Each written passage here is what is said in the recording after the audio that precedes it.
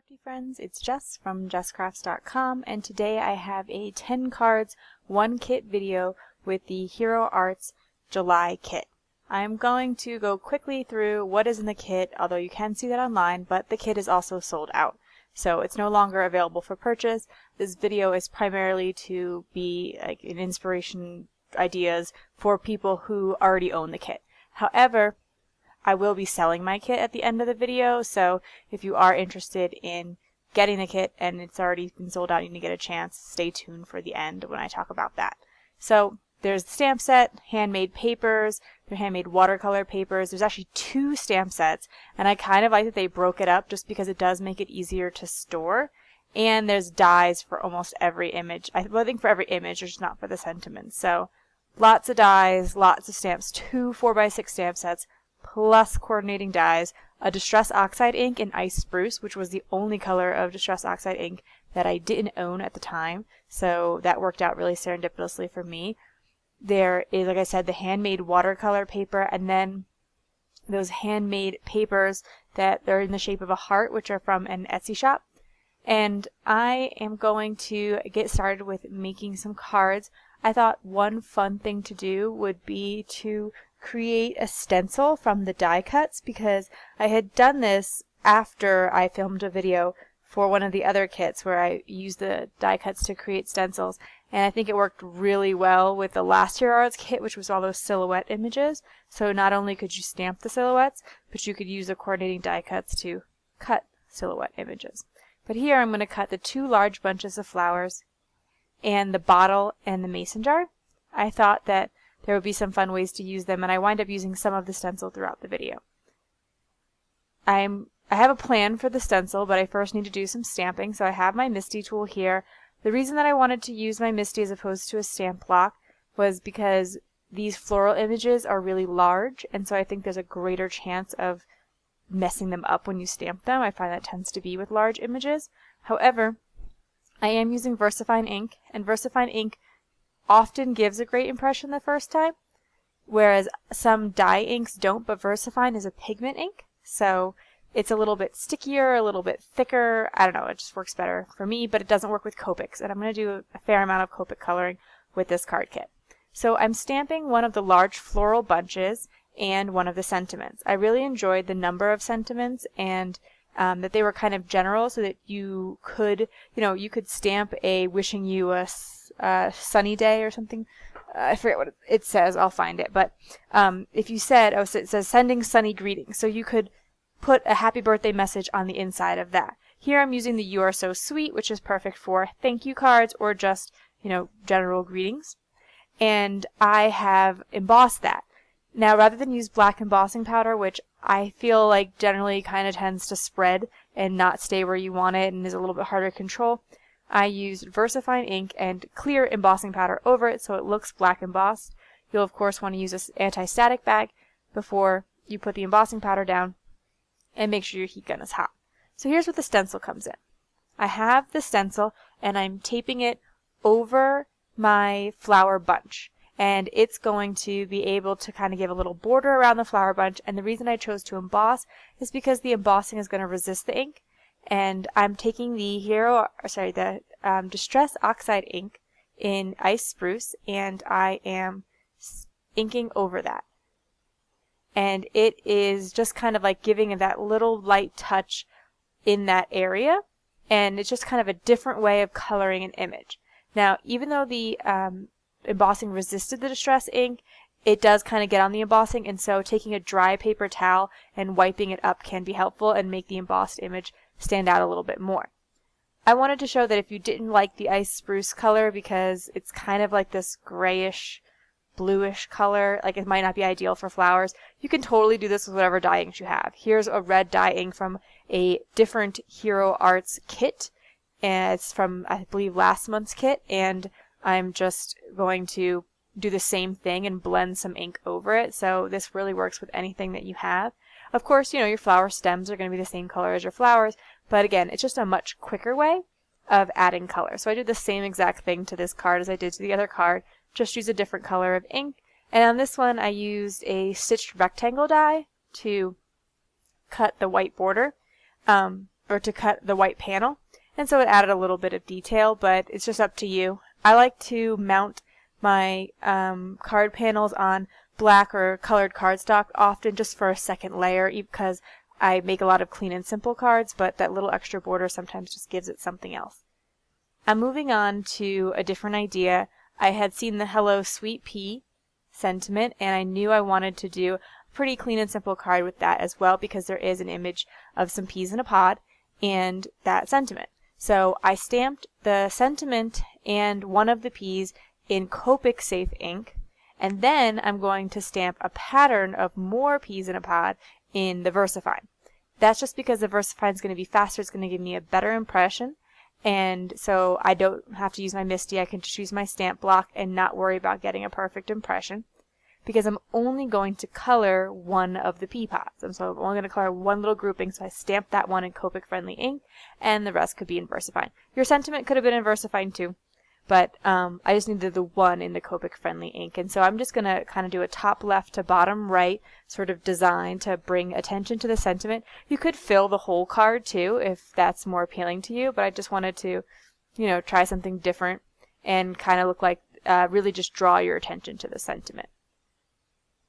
So with these Hero Arts images in this particular card kit, they are really fine line and they're really small images, which is great because they're detailed and interesting, but it does make it a little bit tricky to color with Copic markers or with alcohol markers. I think it might be a bit easier with colored pencils because you can keep sharpening them till you have a really fine tip, but I like the vibrancy look of Copic markers, and so that's what I wanted to color with.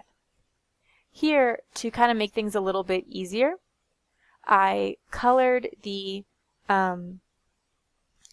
pea pod in one color, and then to add a little bit of shadow to make things pop, I went with a darker color later, because if you color, you can color the whole image with a light color and then add details with the darker image, and you don't have to worry about like it showing through. But that makes sense, but you know, it just makes it a bit easier.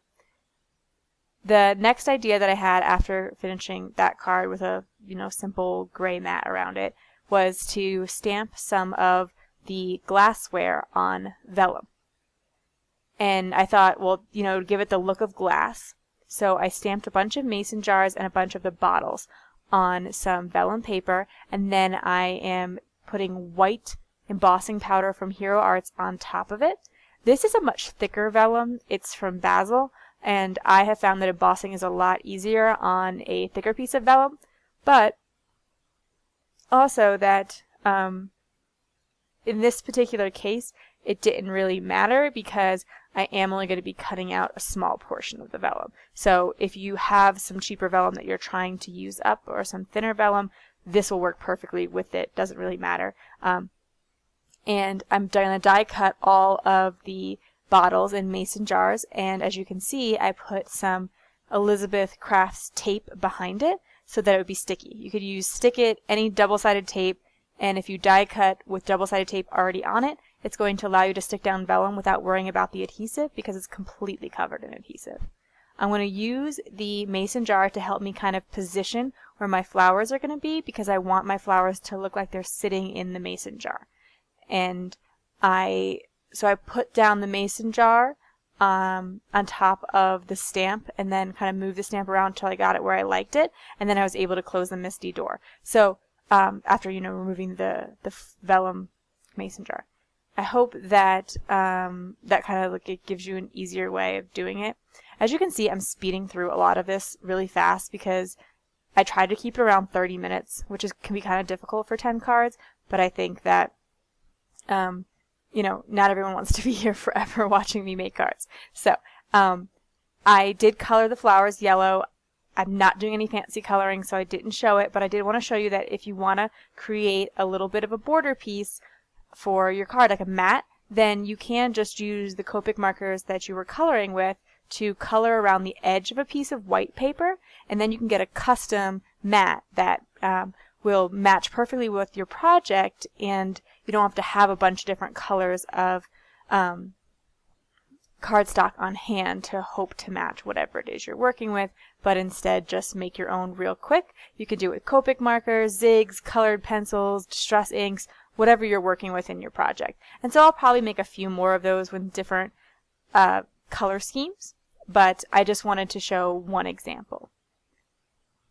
Now, the next card that I'm working on, I want to work with those bottles, since I just made the two different kind of vellum pieces, and I could have stamped something very similar, but I wanted to try to do something a bit different, because again, I want to give you 10 different card ideas. So even though I actually wind up making more than 10 cards, I want to make sure there's 10 at least slightly different ideas. So this one, I want to stamp a row of these flowers and have a row of the bottles, so a row of bottles with flowers in it. And so I used the bottle to help me determine where I should stamp the first flower. Then I want to stamp them perfectly in a row. And the Misti makes this really easy because I can make sure they're all perfectly level and just move the cardstock down the Misti, and I can use the grid lines to make sure that they're evenly spaced. So each time I move my paper 3 blocks on the Misti grid. So I'm moving it up or down 3 blocks each time. So if you want to stamp something similar, that might be helpful, but you can kind of determine for yourself by closing the door slightly, not all the way, see if it has lined up, and then once you've got a count for about how many blocks to move it, it makes everything a lot easier. So I was able to stamp 6 of them, kind of like a rainbow, but I didn't want to color any of the flowers green, so I did a pink flower to start with. And as I'm coloring these in with Copics, I'm just kind of gently dotting on color. I'm not like pushing the marker, I'm just like letting it touch the paper, because there's so small of an area to color, you really don't need to press at all with your marker. You just kind of like touch it to the paper, and that's enough ink to fill up all those little spots. And that's how I colored all of these type of flowers in the set. Then of course I'm going to add the bottles on top of it, and it's going to adhere down easily because there's already tape covering the complete back of that, so you don't have to see the adhesive because the adhesive's everywhere, so it doesn't seem visible, even though of course you're seeing it all. And I'm going to glue down all of my bottles. However, I thought, well, it kind of looks like they're just like floating in the bottle, shouldn't they have some water? And I wanted to at first make it really subtle, so I went with a C00 marker, but I didn't really like that, so I added BG10. Any really light blue would do the trick, and I'm just going to color right over the vellum, which you can do with Copic markers because they will sit on top of the vellum. Alcohol markers will stick to it. And not everything will. Not all markers would stick to it. Water-based markers are not going to stick to vellum, but the Copic markers did work. You could also color the vase, or the bottle, before you cut it out and add adhesive, and you could color the backside. But just that little bit of blue makes it look like it's sitting in water.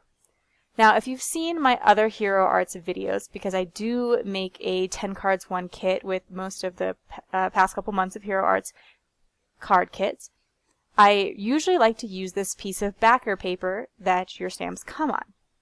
You could consider it trash, but to me it's, it's pretty beautiful paper, and there's no reason to just toss it if you can make a card with it. So here I cut a slightly smaller than A2 size card piece of each of them. So I cut 4 by 5 1/4 piece, and then I cut a piece of vellum a little bit smaller than that to 3 3/4 by 5, and I layered them on top of each other. But again, working with vellum, you don't want the adhesive to show, so I'm kind of trying to think of a way to adhere it and cover up the adhesive. Also, if you're interested in measurements and stuff, there's going to be a coordinating blog post so that you can take your time to look at the cards and look at the measurements, etc., in case you want to try to recreate something similar. So I thought, well, I could glue down one of these hearts. I could glue down some of this, it's not really ribbon, I think it's like raffia. It's just like paper that was tied around the little bag from Etsy. And I uncurled it, and I laid it like a piece of ribbon or a piece of paper across my card. And so I thought, well, I could put the adhesive under this ribbon and heart decoration piece, and that will make my vellum stick to my card.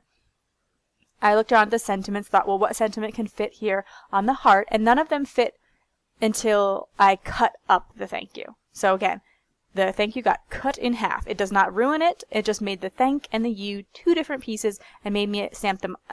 Allowed me to stamp them on top of each other. However, you could have just masked off the you or masked off the thank and not cut your stamp. But I do want to mention that because, like I said, I am going to sell the stamp set at the end, and I want whoever to know that the thank you is cut. So I adhered the little piece of paper, ribbon, whatever it is, to the vellum. And then I put some adhesive on the vellum just behind that piece, not covering all of the vellum, just covering that little bit. Now, because this paper ribbon stuff is really delicate, it's basically tissue paper, it ripped while I was adding adhesive, and I just kind of made it work by just trimming it up a bit while on the card. Then I'm going to be able to adhere the heart on top of that, which already has my sentiment, and I'll be able to fold over those tissue paper edges and add it to a card base, and I'll do the same thing with the other piece of basically pattern paper that I got from cutting up the packaging. So I'll make 2 cards exactly like that, but I'm only going to count it as 1 card in my 10 cards portion. So the next thing I want to do is try some watercoloring. I tend to try to stick with the kit, but I just felt like there wasn't enough. I had to kind of keep adding supplies, like adding Copic markers, adding vellum, adding watercolor, but at the same time, I feel like they're pretty basic supplies. And I have the Koi watercolor kit here. You could use whatever watercolor you have. Crayola, from your supermarket or Target or whatever, like that would be fine. I'm not doing anything fancy with it. I'm just adding some color. And I'm just kind of like, sort of in a watercolor way, scribbling some color onto a piece of Tim Holtz watercolor paper. I'm using the Tim Holtz because it's bright white, and I'm going to leave some white space. If I was going to cover the whole thing, I'd probably use a different piece of watercolor paper, or if I was going to do a lot of detail. Just because this watercolor paper, you can't add a lot of water, you can't fuss with it too much, or it starts to pill. But I just kind of like swiped some watercolor on, and I really liked the rough edge look that I got, and I put it to the side and let it air dry rather than applying heat to it, just because I think that watercolor sometimes dries in a more interesting way if it air dries, as opposed to letting the color be pushed around by a heat gun. Here I'm just arranging a flower and a greeting on the panel in a way that is pleasing now that I know, what watercolor shape I have. And in the end, I thought that my greeting was going to kind of hang off more, but instead it's actually all on the watercolor piece, so it looked a little different than I intended, but I was deciding, just go with it. I don't think it looks bad by any means. Again, I'm going to put clear embossing powder over that VersaFine ink, and I'm going to heat set that. You do want to make sure your gun is hot before you bring it to the paper, and you want to hold your paper up off your work surface, because if you try to heat into your work surface, it does curl the paper more. That's a trick that I had picked up from a video that Tim Holtz did, so I find it to be helpful anyway. Less curling if you lift your paper up off your work surface. Now I'm just going to paint over the purple. I'm going to intentionally choose darker colors to paint my flower, so that way I don't have to have masked this off or cut it out or anything. I can just stamp right over the purple, choose darker colors, and still color it in. So I went with a darker bluish purple for the flower, and then just the darkest green in the set for the stem. If you have a limited watercolor palette, this might be a little bit more difficult, but just go with a lighter color in your background. When I was coloring this image of the little flower bunch here, my Copic marker leaked and blobbed and went right outside the lines. And I decided, you know what? I'm going to roll with it. I'm going to pretend like that is a different way of coloring this flower bunch. And so I just decided to intentionally color outside the lines and just kind of like do this sort of, I guess I would call it blob coloring. Like, I don't know how to describe it, but like I just intentionally dotted the marker till it came outside the lines, and I did the same thing with the green around the leaf areas and around the stem areas. And because this image is so hard to color because it is so small, I thought, why not just take advantage of the fact that, I'm keep getting my marker outside the lines and roll with it. So that's what I did. Again, I added that mason jar cup to the mason jar vellum piece. And so this is pretty similar to the other card I did, except for that I colored outside the lines intentionally. Intentionally eventually. It wasn't intentional at first. I thought, well, I could finish it off the same way I finished off the other card. I could use a coordinating Copic marker, like a marker I just used, and I could create a piece of colored cardstock as a mat just by coloring the edges like I did before.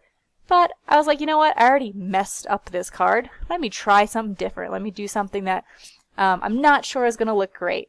And so I took a ruler and I basically drew some lines with the Copic marker around the image to create a frame for it. And then, since I was feeling bold, I decided that I would just keep going. And I took the green marker and drew some more lines, and I didn't only frame the image, I added some diagonal lines for thinking like, oh, that'll make it a little bit like interesting, mix this graphic, like the graphic lines with the pretty floral, and you know, contrast is good. And so I drew some lines in. And you probably, you know, maybe you don't like the card, and that's totally fine, and then don't try that technique yourself. But I thought, why not just have some fun with it? And so that's what I did on that card.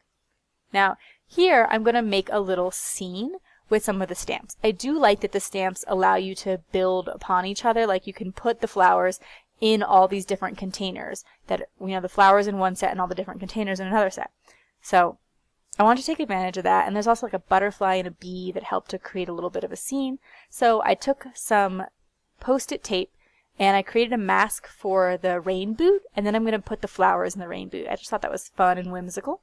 And I don't love the Post-it tape for masking because the Copic Safe ink, like Simon Says Stamp dye ink that I use a lot, doesn't dry very well on it, and like it smudges.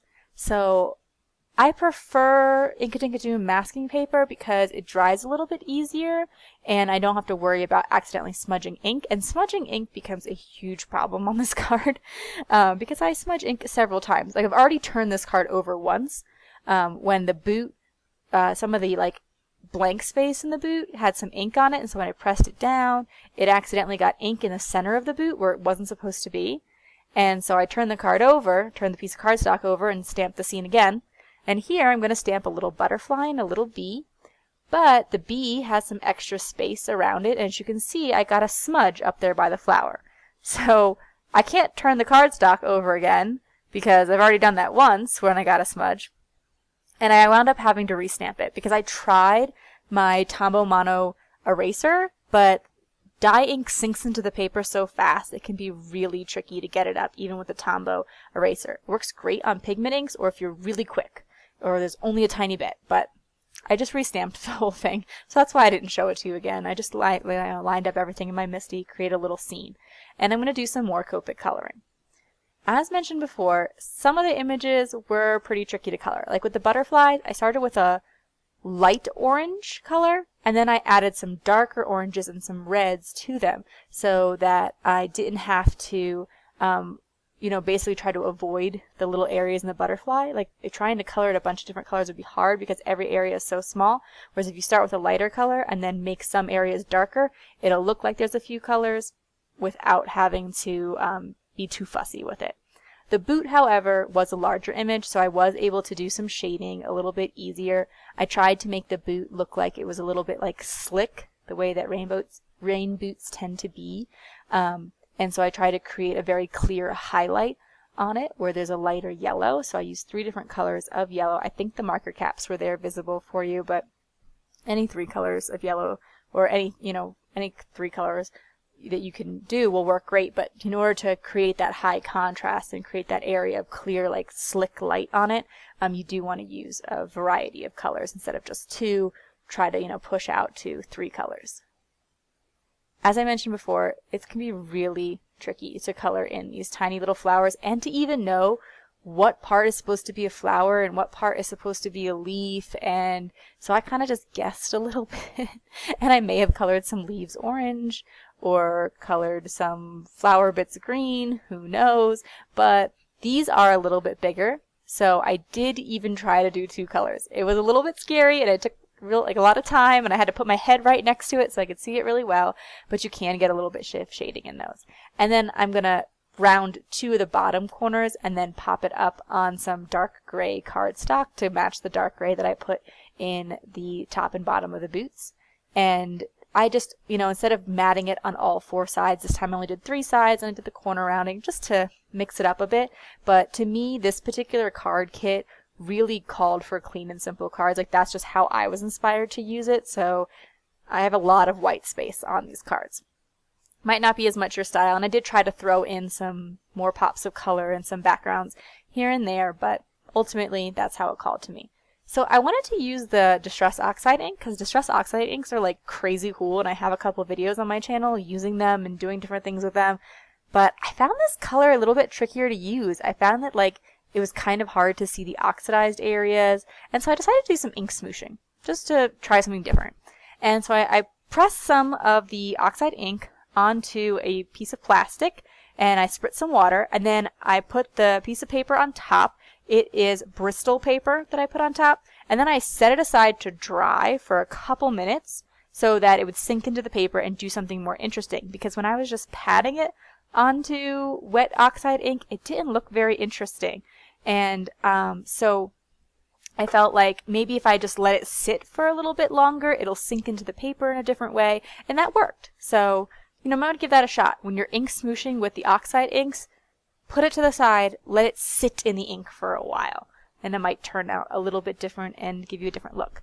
However, it didn't cover the full piece of paper, so then I tried to push the ink into the paper, and as you can see here, it's going to be much lighter, like I was saying. So it didn't really like finish covering out the whole area, and I wasn't sure what I was going to do with this piece when I was first making it. There's a lot of just play here. But you want to make sure that if you're going to try to cover a whole piece, just put a lot of ink down and, again, let it sit. But if you don't, here's what I tried to do to kind of fill it in. I basically came in with a blender and blended ink onto the little bits that hadn't gotten the ink yet. And it basically worked.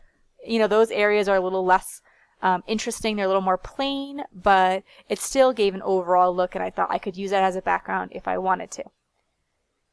However, once it was dry and I kept looking at it, to me it kind of looked like interesting aged metal, and I decided rather than using it as a background, I would stamp some of the pieces from the stamp set that could be made of metal. There is a pail and then 2 watering cans. I wind up using the large watering can, but there's a smaller watering can that I would have liked to have stamped as well, because I wind up using the pail for the card that I'm going to show, but I kept all the other images and I'll use them on future cards. And I'm going to die cut these images with the coordinating die cuts. I like the detail in the coordinating die cuts. It cuts like in between the handle, and there's a little tiny other piece between the pail that it cuts. Yeah. So, moving back, I had stamped this background earlier.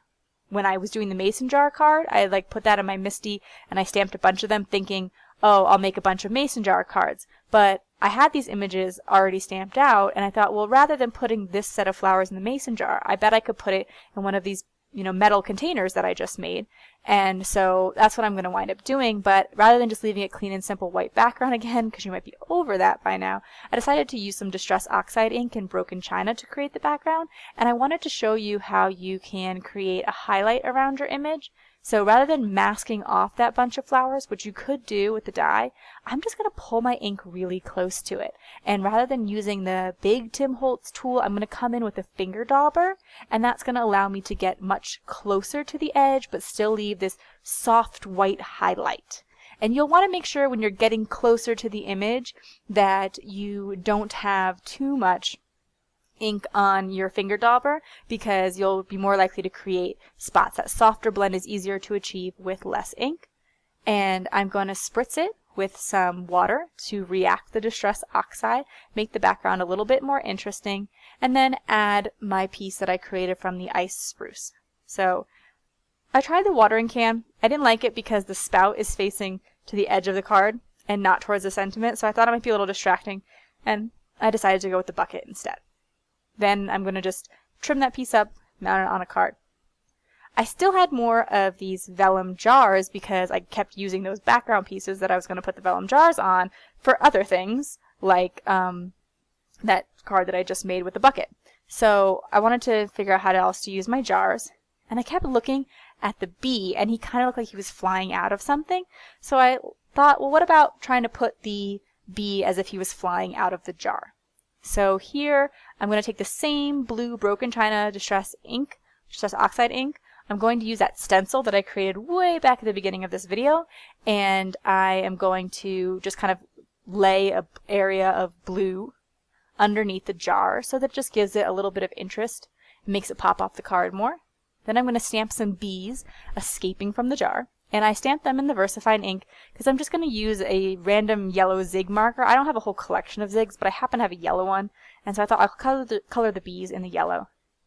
And that way I can use the VersaFine instead of using the Copic friendly ink, because Copics I was having such a hard time coloring these images with anyway.